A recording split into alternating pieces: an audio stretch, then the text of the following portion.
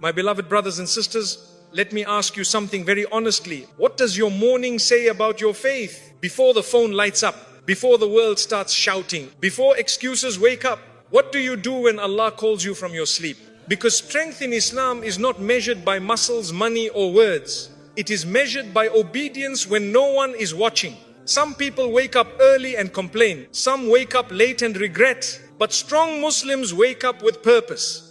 And weak ones, sadly, choose sleep over responsibility. This is not an insult. This is a reminder. Allah gave you the morning as a test, and many fail it before the day even begins. My brothers and sisters, every single morning you wake up is not ordinary. It is not routine. It is not guaranteed. It is an amana from Allah. You did not bring yourself back from sleep. You did not control your heartbeat through the night. You did not protect yourself while you were unconscious. Allah did. And when He allowed your soul to return to your body, that was not random. That was permission. Think about that for a moment. Sleep is the closest thing to death that we experience every day. Your awareness leaves you, your control disappears, and if Allah willed, your soul would not return.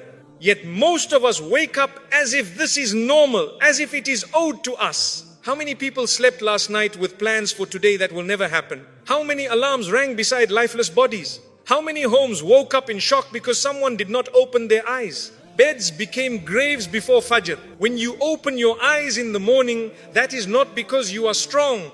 It is because Allah is merciful. It is because He gave you another chance, another opportunity to correct something, another opportunity to turn back, another opportunity to do better than yesterday. But now comes the uncomfortable part. Look at how we treat this mercy. The first moments of the day are the purest moments. The heart is softer, the world is quieter, the soul is closer to its Creator. Yet what do? We delay prayer as if Allah will wait on our schedule. We rush remembrance as if it is a burden instead of a privilege. We reach for our phones before we reach for gratitude. We scroll through messages before we reflect on the fact that we are alive. We are quick to ask, what did I miss? But rarely ask, why am I still here? The morning exposes priorities very clearly. It shows what matters to us before excuses arrive, before people distract us, before the noise of life takes over. If Allah gives you life for another day, and the first thing you do is ignore Him, pause and ask yourself honestly, what does that say about your priorities? This is not about perfection, this is about awareness. Some people say, my heart is clean. But a clean heart responds to the one who gave it life. Some say, Allah knows my intentions. Yes, Allah knows intentions, but He also sees actions. And the first action of the day often sets the tone for everything that follows. When you wake up and immediately delay Allah, you are training your soul to believe that He comes second. When you consistently put Him first, even when tired, even when sleepy, even when it is difficult, you are building a relationship based on obedience, not convenience. Strong Muslims understand something very important. The morning does not belong to them. It belongs to Allah. Their energy belongs to Allah. Their time belongs to Allah. Their breath belongs to Allah. Weakness does not begin with major sins. It begins with small neglect, with treating blessings lightly, with assuming tomorrow will come without question. Ask yourself this, if Allah trusted you with another morning, what are you doing with that trust? Imagine someone gives you something precious and valuable. You would protect it, you would treat it with care, you would not waste it. Yet Allah gives us life again and again and we treat it as something cheap. The morning is not just the start of the day. It is the first test. It asks a simple question. Who comes first? Is it your comfort? Is it your sleep? Is it your phone? Or is it Allah? Strong Muslims do not win every battle, but they are conscious of the war. They know that the day begins with accountability. They do not wake up entitled, they wake up humbled. They understand that every sunrise is a silent message from Allah. You are still needed, but you are also still being tested. And once you understand that the morning is a trust, your behavior begins to change. You stop wasting it. You stop complaining about it. You stop treating it casually. You begin to see it as an opportunity rather than an inconvenience. Because one day there will be a morning that does not come. And when that happens, no amount of regret will bring it back. The strong believer lives with that awareness. The weak believer lives as if mornings are endless. The difference is not strength of body. It is strength of understanding. And that understanding begins the moment your eyes open. My brothers and sisters, let us be honest with ourselves. Strength in Islam does not begin when life becomes easy. It begins when obedience is difficult. And there is no prayer that exposes this truth more clearly than Fajr. Fajr is not just another salah. It is a divider. It separates sincerity from habit. It separates discipline from excuses. It separates those who submit to Allah from those who negotiate with Him. You see, every other prayer fits into your day. Fajr does not. Fajr demands that you shape your day around Allah, and that is why it is heavy. Allah Himself tells us that the prayer is difficult except for those who are humble. If Fajr feels heavy, it is not because Allah is harsh. It is because the nafs is strong. Many people say, I believe. But belief is not tested when you are comfortable. Belief is tested when your bed is warm, your body is tired, and sleep feels more attractive than obedience. That moment right there is where strength is built. No strong Muslim abandons Fajr knowingly. This is not a judgment, it is a reality. Because Fajr is not about time, it is about priority. It asks a simple question. Who do you listen to first, your nafs or your Lord? Some people try to compensate. They say, I pray later, or I make it up, or Allah is forgiving. Yes, Allah is forgiving, but He is also just. And forgiveness is not a license to neglect what He made obligatory. Fajr was not placed at dawn by accident. It was placed there because Allah knows human nature. He knows that if you can control yourself at the hardest moment, everything after becomes easier. When you respond to Fajr, you are training your soul to obey without argument. You are teaching your heart that Allah comes before comfort. You are weakening the ego that always wants ease. But when you repeatedly miss Fajr, something dangerous happens quietly. Your conscience becomes softer. Your excuses become louder. Your standards drop. At first you feel guilt, then you feel inconvenience, then you feel nothing. That is not strength. That is spiritual erosion. Strong Muslims understand that foundations matter. You cannot build a solid house on weak ground. You cannot build a strong Iman on neglected obligations. Voluntary acts are beautiful, but they do not replace what Allah made mandatory. Think about it carefully. How can a person claim strength in faith while consistently abandoning the very prayer Allah highlighted? The Prophet ﷺ described Fajr and Isha as the heaviest prayers on the hypocrites. That statement alone should shake us. This does not mean that missing Fajr once makes you a hypocrite. No, Islam is not cruel. But consistently taking Fajr lightly is not a small issue. It is a warning sign. Fajr shapes your inner strength in ways you do not see immediately. When you wake up for Fajr, your day carries a different weight. Your decisions are calmer. Your patience increases. Your sense of accountability stays alive. Why? Because you started the day with submission. But when Fajr is missed, the day often begins rushed, distracted, and spiritually empty. You may still function, but something is missing. And over time, that emptiness spreads.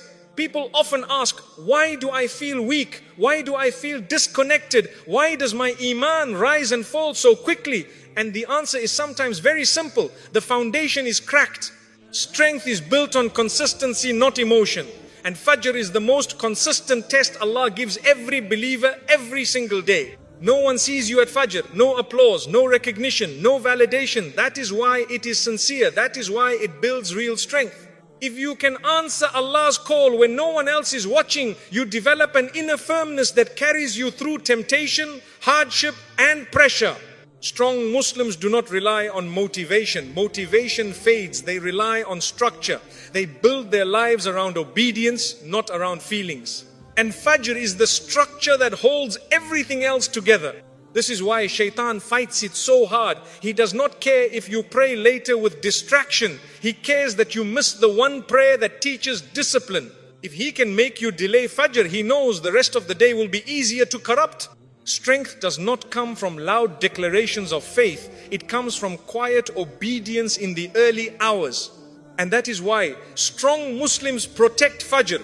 They may struggle, they may fall short sometimes, but they never treat it lightly. They never make peace with neglect, because they know that once the foundation is weak, everything built on it is at risk.